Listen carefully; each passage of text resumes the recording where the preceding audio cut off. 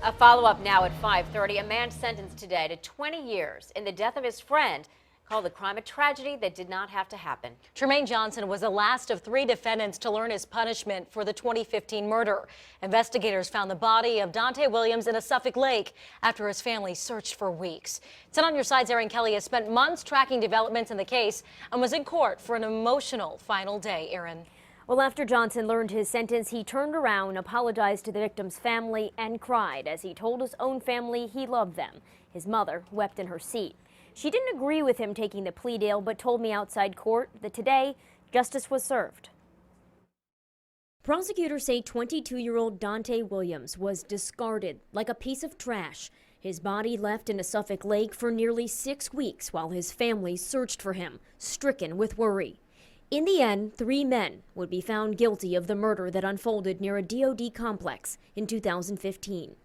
The first, Kyle Purvis, pleaded guilty to first-degree murder. He's serving a life sentence plus 10 years. Prosecutors say he attacked Williams in the head with a hammer about 19 times.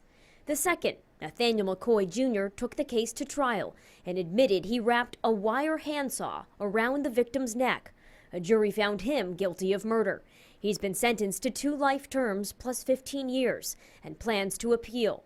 The third, Tremayne Johnson, entered an Alford plea of second-degree murder, not admitting guilt but acknowledging prosecutors had enough evidence to convict him. As part of the deal with the Commonwealth, he testified against McCoy. Johnson admits he threw a punch at Williams and saw the others dump his body in the water, but says he had tried to get them to stop the attack. It wasn't until later that he cooperated with police. A judge sentenced him Thursday to 20 years, telling him Johnson's own family suffered because of the crime. I would like to let the family know that I sympathize. Their thoughts and prayers have been with me from day one and will continue to be.